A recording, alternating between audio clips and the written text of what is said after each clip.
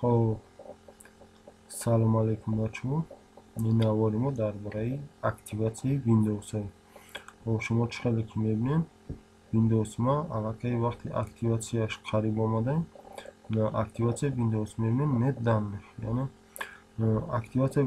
ویندوز ویپولنا هسته ای با ما هر روز گاهی دسته که مثال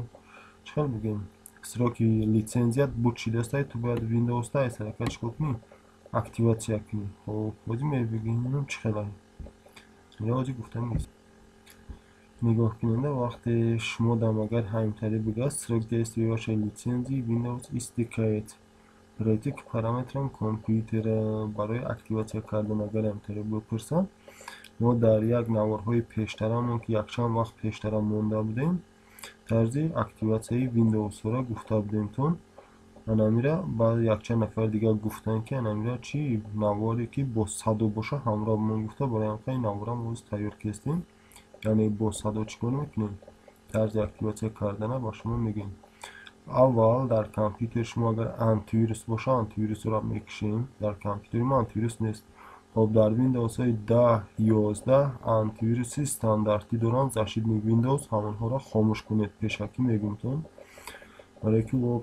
پروگرام را میسانجا بعد یا پروگرام ها داریم با نامی KMS Auto خب چقدر که میگیم KMS هسته باسته SD короче ارزش یا پروگرام های با داخل همین وارد میشیم هسته AX واسطه 64 X64 این وابسته ویندوزی شما بنا گفتن ای ویندوز 8 بالایی کار میکنه ویندوز 7 کار نمیکنه 7 پایونده ای 8 بالا کار میکنه ما این را سرش میتیم پروگرام را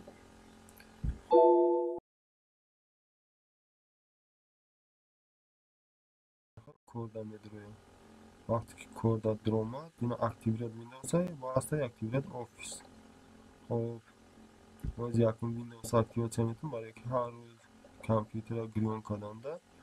ای اکتیویت پرسید است برای همه یکم ویندوز اکتیویت میتیم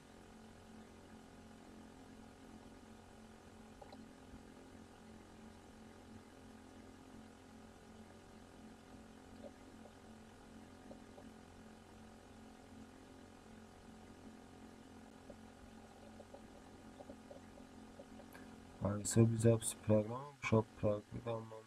программе ки бояд активатсия кунам остатар кор кардаистем чодиқат ҳалш мекунад тезда вақте ки записи программа набошад тез кор мекунад дар ода иқа вақта бояд аллакай активатсия мекард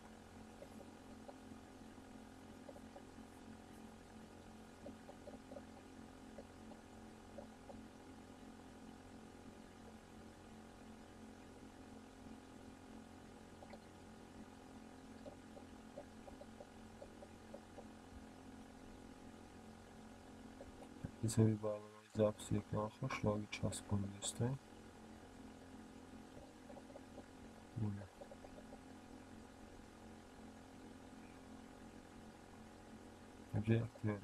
активатсияро сар дод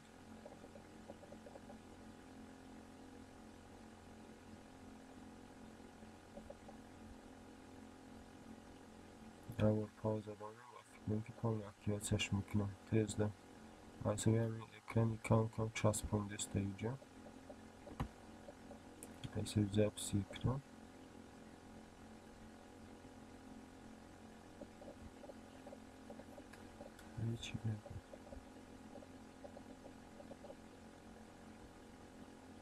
шали ки мебинем окей активатсия успешно шудина активатсия выполнена успешно агар ягон хатогӣ бута ба ҷои ҳамин активатсия выполнена успешно хатогиро эълон мекунад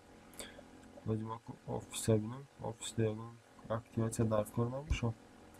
хеле шуд ба офисам кор накардам агар ки шо якбора офисам активатсияш мекунам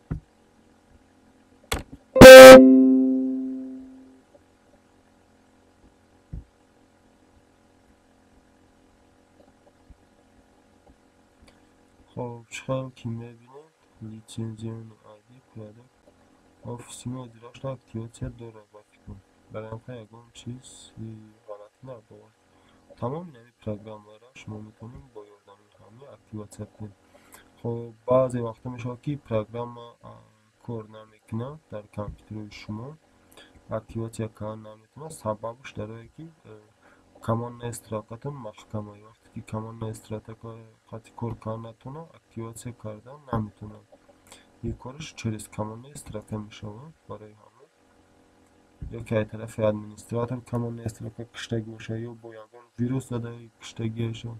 اگر همه هم خاموش کار داشته باشه ای کار نمیتونه. ما برای بعد ویندوز 10 دیگه نمیدی همین پروگرام را در کره که این نیست. خب شما میتونید از اونها واسه استفاده برین. شخصا همیرا ما در گروپ های چی میپرتم تلگرام میپرتم، کسی در کار باشه میتونه بگیره استفادهش بره. سربلند خانه و باشه تا درس های نوارهای